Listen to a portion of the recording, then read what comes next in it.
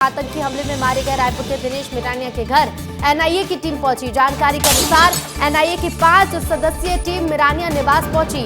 NIA अधिकारी करीबन रात 8 बजे के आसपास समता कॉलोनी स्थित मिरानिया निवास पहुंचे।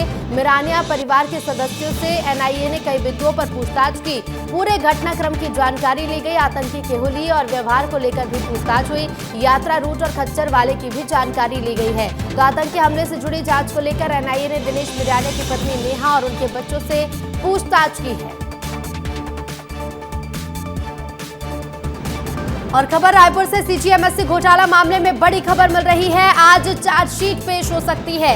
ईओडब्ल्यू की विशेष कोर्ट में चार्जशीट पेश हो सकती है। मामले में 6 लोग गिरफ्तार हो चुके हैं। मोक्षित एमडी शशांक चोपड़ा को गिरफ्तार किया जा चुका है। 90 दिनों के भीतर चार्जशीट पेश करनी होती है। तो देखिए, सीजीएमएससी घोटाला मामले में बड़ी खबर है। आज चार्जशीट पेश की जा सकती है। ईओडब्ल्यू की विशेष कोर्ट में आज चार्जशीट पेश हो सकती है, जिसमें कई बड़ी बातों को शामिल किया जा सकता है।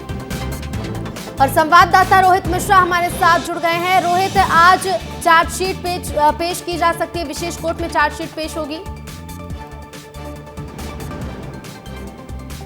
बिल्कुल, देखिए, सीजीएमएससी घोटाले की चार्जशीट क्योंकि केस फाइल होने के 90 दिनों के भीतर की जानी रहती है, तो ऐसे में आज संभवतः ये चार्जशीट फाइल की जा सकती है और विशेष कोर्ट में चार्जशीट फाइल की जाएगी। और इस पर साफ तौर पे सीजीएमएससी के जो आरोपी बनाए गए हैं उन तमाम लोगों के बारे में विवरण रहने वाला है। खास करके शशांक चोपड़ा जो कि एमडी रहे हैं, उनकी जानकारी इस पर रहने वाली है कि उन्होंने किस तरह से घोटाले को अंजाम दिया, क्या वो माध्यम थे। और जब उपकरण खरीदे जाते थे, स्वास्थ्य विभाग जब जो है टेंडर जारी करता था, जब उपकरण खरीदे जाते थे तो उपकरण में किस तरह से गड़बड़ी पूरी हुई है, ये तमाम चीज़ों को लेकर चार्जशीट है। हालांकि देखना यही होगा कि कितने पन्नों की चार्जशीट पेश की जाती है और उसके बाद में किस तरह से कानूनी कार्रवाई को आगे लेकर जाया जाएगा, क्योंकि एक लंबे समय पहले ही इनको गिरफ्तार कर लिया गया था और लगातार इनसे पूछताछ पुलिस जो है और एजेंसियां जो है वो कर रही थी। ऋतु जी बिल्कुल बिल्कुल, और देखना होगा कि जब चार्जशीट पेश की जाएगी तो उसमें क्या कुछ बड़े खुलासे होते हैं। रोहित, फिलहाल शुक्रिया आपका जानकारी के लिए।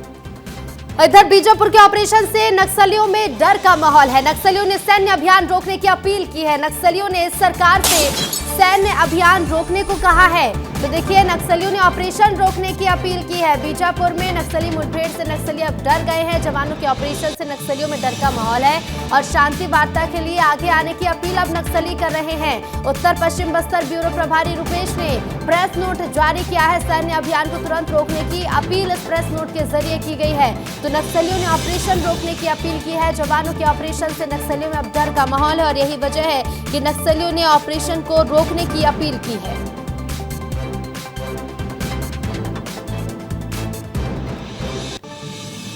और चलिए आगे बढ़ेंगे, अगली तस्वीरें आपको दिखाएंगे, क्योंकि पहले भी 3 बार नक्सलियों ने शांति वार्ता के लिए कहा था। कब कब ये इस तरह का लेटर जारी किया गया बताते हैं आपको। तो देखिए, पहला लेटर 2 अप्रैल को जारी किया गया, जहां नक्सली मुठभेड़ और इन ऑपरेशन से घबराए नक्सलियों ने ये प्रेस नोट जारी किया।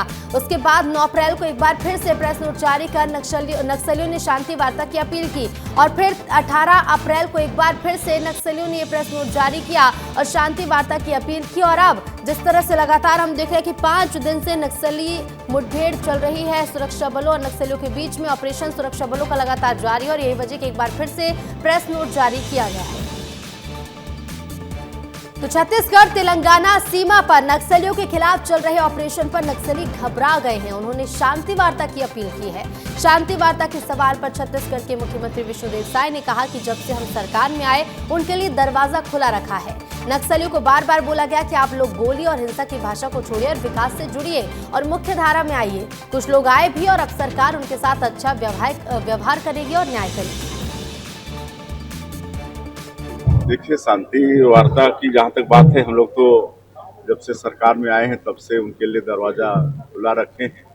उनको बार बार बोला गया कि आप लोग ये गोली और हिंसा की भाषा को छोड़िए और विकास से जुड़िए और मुख्य धारा में आइए। और बहुत लोग आए भी। आप लोगों के साथ सरकार न्याय करेगी, अच्छा पुनर्वास देंगे।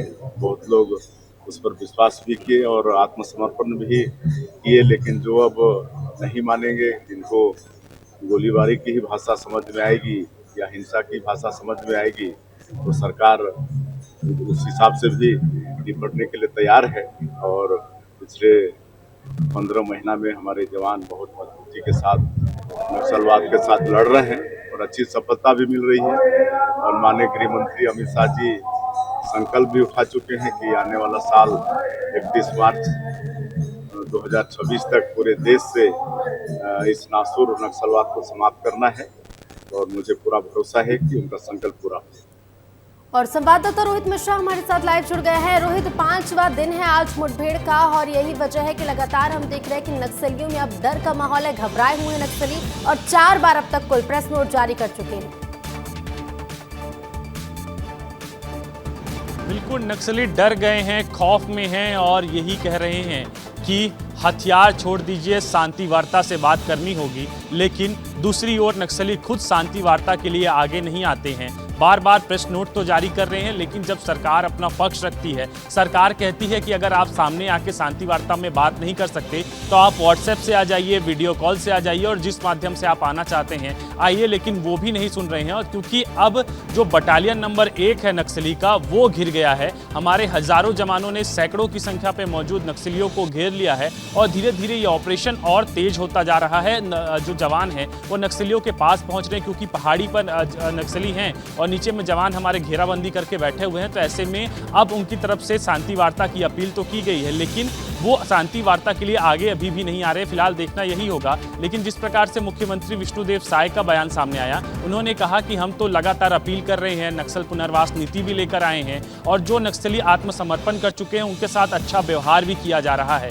लेकिन अगर नक्सली यही चाहते हैं कि हिंसा से ही जो है वो नक्सलवाद खत्म हो, तो उसके लिए भी हमारी सरकार तैयार है, हमारे जवान तैयार है। और जवान पिछले 15 महीनों से अपना काम कर रहे हैं और नक्सलियों के माड़ में घुसकर उनको जो है वो तहस नहस कर रहे हैं। तो कुल मिलाकर एक बड़ा बयान मुख्यमंत्री विष्णुदेव साय की तरफ से भी देखने को मिला और ये अभियान लगातार जारी है, क्योंकि डेडलाइन करीब आ रही है। तो ऐसे में बटालियन नंबर 1 को घेर लिया गया है और कितनी बड़ी सफलता होगी ये कुछ दिनों में ही जो है वो साफ हो जाएगा।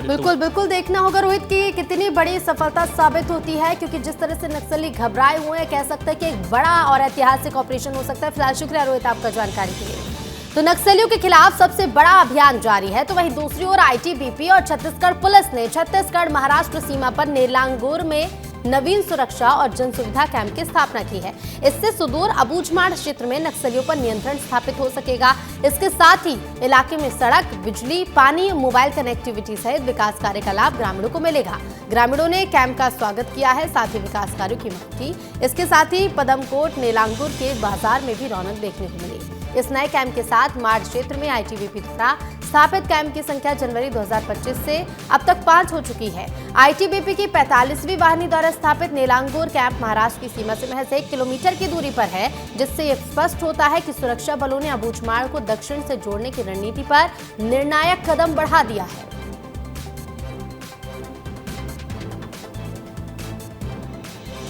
और छत्तीसगढ़ में पाकिस्तानी नागरिकों को वापस भेजने की तैयारी की जा रही है। छत्तीसगढ़ से पाकिस्तानी नागरिकों को वापस भेजने की तैयारी है।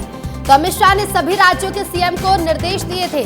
मुख्यमंत्री विष्णुदेव साय ने जानकारी दी और कहा कि केंद्रीय गृह मंत्री ने निर्देश दिया है कि छत्तीसगढ़ समेत सभी राज्यों से पाकिस्तानी नागरिकों को वापस भेजा जाए और आदेश का प्रदेश में भी पालन हो।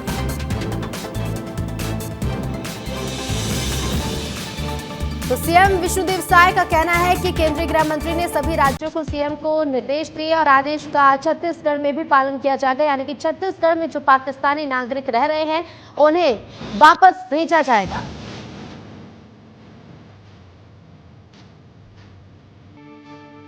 देखिए, पाकिस्तानी नागरिक अब वापस जाएंगे। और आज छत्तीसगढ़ के सीएम विष्णुदेव साय के रायपुर में कई कार्यक्रम हैं। पंडरी में स्वर प्रतिष्ठान का शुभारंभ करेंगे सीएम और इसके साथ ही राजस्व विभाग की समीक्षा बैठक भी ली जाएगी। उच्च शिक्षा विभाग के साथ मीटिंग भी करेंगे। सभी विभागीय अधिकारी बैठक में मौजूद रहेंगे। तो रायपुर में सीएम विष्णुदेव साय के आज कई कार्यक्रम होने जा रहे हैं। पंडरी में स्वर प्रतिष्ठान का शुभारंभ होगा, राजस्व विभाग की समीक्षा बैठक भी होगी, उच्च शिक्षा विभाग के साथ भी मीटिंग करेंगे और सभी विभागीय अधिकारी बैठक में मौजूद रहेंगे।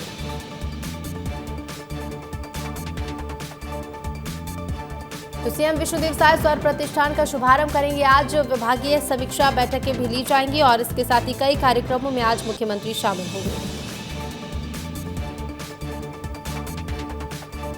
और चलिए आगे बढ़ेंगे, बात करेंगे भारतमाला प्रोजेक्ट की, जिसके घोटाले को लेकर रायपुर, महासमुंद, दुर्ग और बिलासपुर समेत 20 जगहों पर छापेमार कार्रवाई की गई है। एसीबी ओडब्ल्यू ने शुक्रवार दिन भर की कार्रवाई की सूचना दी, जिसमें 48 करोड़ रुपए घोटाले का खुलासा हुआ। साथ ही इस छापेमार कार्रवाई में महत्वपूर्ण दस्तावेज, मोबाइल, इलेक्ट्रॉनिक उपकरण समेत कई बैंक खाते और निवेशों से संबंधित दस्तावेज मिलने की जानकारी दी गई। वहीं दशमेश इंट्रा वेंचर प्राइवेट लिमिटेड, हृदय लाल गिलहरे और विनय कुमार गांधी के समेत कई लोगों के नामों का खुलासा किया गया।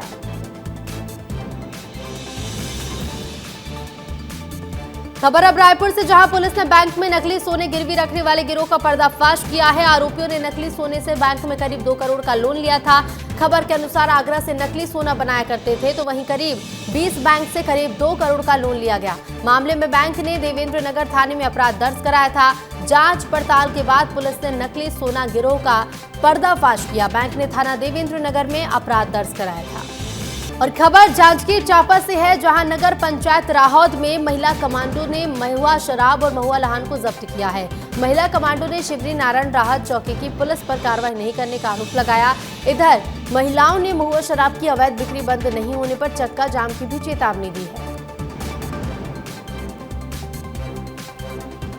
12 तो हंडी मिला है और 50 कट्टी महुआ मिला है और 2 डग्गी हम लोगों को वो शराब बना हुआ मिला है। यहाँ से चौकी वाले ना सूर्य नारायण के थाने वाले कुछ नहीं कर रहे हैं, सब ले जा रहे हैं। और हम महिलाएं इतने हम मतलब बदनाम किए हो जा रहे हैं, सब लोग गोली मार रहे हैं हम लोगों को।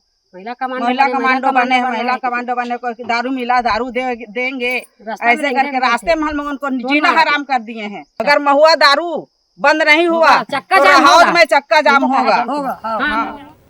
उधर रायपुर की देवेंद्र नगर पुलिस ने शुक्रवार को ऑनलाइन सट्टा ऐप संचालित करने के मामले में 7 आरोपियों को गिरफ्तार किया। पकड़े गए आरोपियों में एक इंटर स्टेट आरोपी भी शामिल है। सटोरिया ऐप पैनल के जरिए उत्तराखंड और देहरादून में बैठकर ऑनलाइन सट्टे का संचालन कर रहा था। गिरफ्त में आए आरोपियों में उत्तर प्रदेश का एक आरोपी है, दुर्ग के 4 और आरोपी शामिल हैं। तो सटोरिया के कब्जे से पुलिस ने 45 मोबाइल फोन, 6 लैपटॉप, राउटर और साथ ही ATM कार्ड सहित 25 लाख का सामान जब्त किया है। पुलिस के अनुसार IPL क्रिकेट मैच के सीजन में अब तक की anti crime and cyber unit की टीम द्वारा 20 मामलों में 56 आरोपियों को गिरफ्तार किया जा चुका है।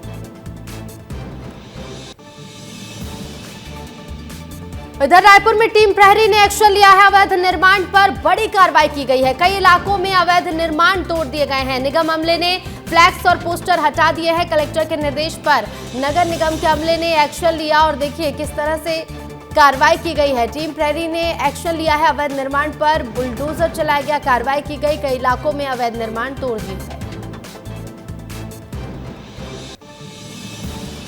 और खबर है MCB यानी मनेंद्रगढ़, चिरमिरी, भरतपुर से, जहां भीषण गर्मी के बीच पीने के पानी का संकट गहराता जा रहा है। शहर के लगभग 40 वार्ड में पीने के पानी की समस्या खड़ी हो गई है। जानकारी के मुताबिक इसके पीछे चोरों का आतंक भी सामने आया, क्योंकि चोर पानी सप्लाई करने वाले मोटर के केबल चोरी कर रहे हैं और इसी बीच केबल चोरी करते चोरों को गार्ड ने रोकने की कोशिश भी की, तो वो मौके से भाग निकले। और खबर अब कवर्धा से है, जहां पुलिस ने अंतरराज्यीय वाहन चोर गिरोह का खुलासा किया है और 4 आरोपी गिरफ्तार किए गए हैं। इनमें से मास्टरमाइंड जमील खान अपने गांव का सरपंच है, साथ ही इसके पास पाकिस्तानी वीजा भी है। चोरी का कनेक्शन पाकिस्तान भी हो सकता है। बहरहाल पुलिस मामले की जांच कर रही है और सूचना के बाद ही पुलिस की साइबर सेल और थाना कोतवाली की संयुक्त टीम ने CCTV फुटेज और मोबाइल डेटा के आधार पर जांच की। कार्रवाई के दौरान पुलिस ने 41,60,000 रुपए की संपत्ति जब्त की, तो वहीं 2 हाइवा, 2 बाइक, 1 कार और 4 मोबाइल फोन भी जब्त किए हैं। गिरफ्तार आरोपियों में उजेर खान, मुसेद खान, समीम खान और जमील खान शामिल हैं, जबकि एक अन्य आरोपी भी फरार है। और ये गिरोह हरियाणा, राजस्थान, उत्तर प्रदेश, दिल्ली, गुजरात, छत्तीसगढ़ समेत कई राज्यों में सक्रिय था। ये लोग मेनली डंपर और बड़ी गाड़ियों को टारगेट करके चुराते हैं। तो इनकी मॉडस ऑपरेंडी ये हुआ करती है, सबसे पहले ये रायपुर आते हैं, रायपुर में ठहरते हैं। इनके पास एक की भी मिली है जिसको मास्टर की टाइप की है, जिससे किसी भी डंपर का ताला तोड़ के ये ले जाते हैं। तो इससे कहीं से मोटरसाइकिल चुराते हैं, जैसे हमारे केस में इन्होंने मोटरसाइकिल सबसे पहले हमारे यहीं से लूटी थी और यहीं से उसी का डंपर लेके भाग गए। धमतरी जिले के सिहावा में एक होटल में गैस सिलेंडर में जोरदार धमाका हुआ। धमाका इतना जबरदस्त था कि होटल के सामने का टीन शेड ध्वस्त हो गया और होटल में रखे बर्तन, खाने पीने का सामान सब कुछ बिखर गया। गनीमत रही कि जानमाल की क्षति नहीं हुई। होटल मालिक और ग्राहकों ने ब्लास्ट होने से पहले भागकर अपनी जान बचाई। और घटना बस स्टैंड सिहावा की बताई जा रही है, जहां महेश रोज की तरह अपनी दुकान खोली और ग्राहकों के लिए नाश्ता बनाने जा रहा था। तभी गैस सिलेंडर में गैस लीक होना शुरू हुआ और देखते ही देखते सिलेंडर में आग लग गई। होटल में मालिक, मिस्त्री और ग्राहकों ने समय रहते होटल से दूर भागे और सिलेंडर में जोरदार धमाका हुआ। धमाके में आसपास में अफरा तफरी मच गई। तो वहीं धमाके से होटल के सामने टीन शेड भी ध्वस्त हो गया। होटल मालिक ने सिहावा थाना पुलिस को इसकी सूचना दी और पुलिस जांच में जुटी। और खबर अब सख्ती से है, जहां पहलगाम हमले में मारे गए पर्यटकों को भावपूर्ण श्रद्धांजलि दी गई। बीजेपी कार्यकर्ताओं और स्थानीय लोगों ने थाना चौक पर श्रद्धांजलि सभा का आयोजन कर शहीदों को नमन किया और दिवंगत आत्माओं की शांति के लिए प्रार्थना की है। जिस तरह से आतंकियों के द्वारा हमारे बहुत बेकसूर, बहुत ही निर्दोष और बहुत मासूम पर्यटकों को जिस तरह से उनकी हत्या की गई, ये बहुत ही कायराना हरकत आतंकवादियों के द्वारा किया गया है। हमारे देश पर यह कुठाराघात है। आतंकवादियों द्वारा जो नृशंस हत्या हुई है, उनके विरुद्ध हम लोग यहाँ पर कैंडल मार्च किए हैं और जो भारत के हमारे पर्यटक हैं और बाहर से भी आए हुए पर्यटक हैं जो निर्दोष थे, उन पर जो आतंकी हमला हुआ बहुत निंदनीय था। और इधर पहलगाम में उस दिन आतंकियों ने जो खूनी खेल खेला, उसे याद कर आज भी लोग सिहर जा रहे हैं। जो इस हमले से बचकर अब घर लौट आए हैं, अपने आसपास हो रही गोलीबारी और उसमें जान गंवाते अपने वालों को देखना किसी बुरे सपने से कम नहीं रहा। और इसी आतंकी हमले को करीब से देखने वाले आज भी उस खौफनाक मंजर को याद कर सहम जाते हैं। सुनिए कैसे याद किया घटना के चश्मदीदों ने उस खौफनाक मंजर को। 22 अप्रैल का वो खौफनाक मंजर, कैसे आतंकियों ने मचाया कहर, कैसे धर्म के नाम पर हुआ नरसंहार। चश्मदीदों की जुबानी, आतंक की कहानी। पहलगाम में हुए आतंकी हमले को करीब से देखने वाले आज भी उस खौफनाक मंजर को याद कर सहम जाते हैं। आतंकी हमले में मारे गए रायपुर के कारोबारी दिनेश मिरानिया का परिवार आज भी सदमे में है। नेहा मिरानिया का पूरा परिवार साथ में था और उसी दौरान आतंकियों ने उनके पति को कलमा न पढ़ने पर गोलियों से भून दिया। देखिए, मैं वॉशरूम से निकली ना तो मैंने एक को दौड़ते हुए देखा और जब मैं एक नीचे उतर रही थी तो एक को हमारी तरफ राइफल लेके दौड़ते हुए देखा। लेकिन जब हम नीचे आए, वो जब इकट्ठा हुए, तब लोगों ने पता चला कि वो सिविलियंस में स्कैटर्ड थे। एक एक करके निकले। लोगों ने मुझे खींचा कि चलो, तो मैंने एक को दौड़ते हुए देखा। एक की बॉडी पड़ी हुई थी और वहाँ काफ़ी डिस्टेंस पे, वहाँ का वॉशरूम जो है काफ़ी डिस्टेंस पे जो हो रहा था, एंड ब्लैंक थी मैं आपको वापस बोलूँगी, मेरे को नहीं पता। तो जब हम भाग रहे थे तो एक और बंदा नीचे तक हमको दौड़ाते हुए, शॉट करते हुए आ रहा था कि भागो भागो करके। तो उसके बाद तो हिम्मत ही नहीं हुई कि हम पलटे और हम बस गिरते पड़ते भाग रहे थे। और दिमाग में था कि दिनेश और लक्षिता पीछे है, शौर्य पीछे है, मेरा फैमिली पीछे है। तो ये मंजर भुलाए नहीं भूलता है। आतंकियों की कायराना करतूत, गोलियों की आवाज और घाटी में बिखरा खून आज भी लोगों को सोने नहीं देता है। दिनेश मिरानिया की बेटी ने अपनी आंखों के सामने पिता को मरते हुए देखा और हालात ये हैं कि अब वो बंदूक देखकर सिहर उठती है। My husband was shot twice. First shot लगा तो वो छुप गई, लेकिन सेकंड शॉट की आवाज़ आई। बट फिर उसके सामने किसी एक अनजान इंसान को फिर शॉट किया गया, तो उसने वो देखा। तो जब वो कहीं पे, जब हम नीचे आके प्रोटेक्टेड एरिया में थे, एयरपोर्ट में थे, सब जगह में सुरक्षित लाया गया। तो जहाँ जहाँ वो राइफल्स देख रही थी, वो पैनिक कर रही थी। इतनी दहशत में है वो। पुलिस वालों को भी अगल बगल देख थे पकड़े हुए, तो वो डर रही है और आज भी वो डर ही रही है। दिनेश मिरानिया के बेटे शौर्य भी उस वक्त वहीं मौजूद थे, जिन्होंने बताया कि कैसे पहलगाम की पूरी घाटी को आतंकियों ने लहूलुहान कर दिया था। में मेरे बाजू में कोई अंकल थे, उनको शॉट हुआ तो मेरे फेस पे ब्लड के छींटे पड़े तो मैं वो वाइप किया, वाइप करके देखा मैं ब्लड है और बाजू में उनकी बॉडी थी। तो मेरे को सामने से किसी ने धक्का दिया, मैं जाके पीछे टेबलों के नीचे पे बैठा। तो जितना मेरे फादर को जब शॉट हुआ तो मेरी सिस्टर उनके साथ पे खड़ी थी। तो एक मैन आया गन के साथ में, वो पापा से बोला कलमा पढ़ो। पापा को नहीं पता था, पापा ने ग्लासेस निकाले, उतने में उन्होंने शॉट कर दिया। पीछे कोई अंकल थे, उन्होंने सिस्टर को पीछे खींचा बचाने के लिए, तो उनको भी सर पे शॉट कर दिया गया। फिर पीछे एक और थे तीसरे, उन्होंने खींचा तो उनको बोला गया कलमा पढ़ो, तो उन्होंने कलमा पढ़ दिया, तो उनको छोड़ दिया गया, तो उन्होंने सिस्टर को बचाया। कुछ लोग खुशनसीब भी थे जो आतंकियों की गोलियों का शिकार होने से बच गए। छत्तीसगढ़ के चिरमिरी के रहने वाले कुलदीप उन्हीं लोगों में से एक हैं। पूरा परिवार साथ जिंदा बचकर लौट आया। सुनिए उस दिन वहां क्या हुआ था। मेरे आँख के सामने से मतलब एक व्यक्ति रहा, वो ड्रेसअप टाइप का था, गन रखे थे, और मैं अपने बच्चे को पकड़ा, बच्चा पकड़ के इधर पेड़ तरफ गया, जब तक देखा हूँ तो उधर आवाज़ आई तो वो आदमी गिर गया।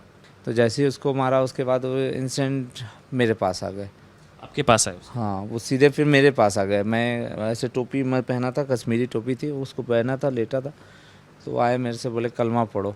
मैं कुछ नहीं बोला, मैं चुप रहा, एकदम साइलेंट था, एकदम नाक नीचे करके था। मेरा बच्चा मेरे हाथ में था और अरविंद का बच्चा नजाकत के हाथ में था, बेटी।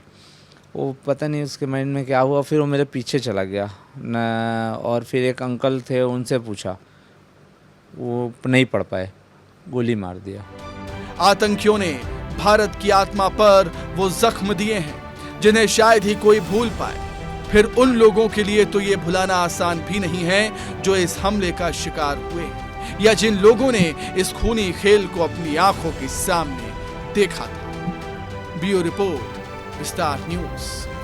इधर बालोद में बता दें आपको, करारोपण अधिकारी पर मामला दर्ज हुआ है। गुंडरदेही में पदस्थ रहने के दौरान लोगों से ठगी की गई थी। 11 लोगों को नौकरी का झांसा देकर 14 लाख रुपए वसूले गए।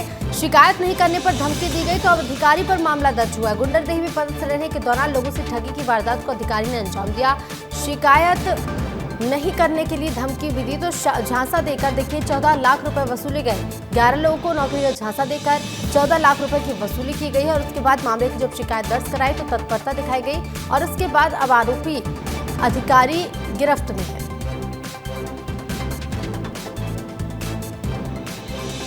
और चलिए आगे बढ़ेंगे, अगली खबर का रुख करेंगे। खबर राजधानी रायपुर से, जहां भीषण गर्मी के चलते 25 अप्रैल से 16 जून तक प्रदेश भर में सरकार ने ग्रीष्मकालीन अवकाश घोषणा कर दी है।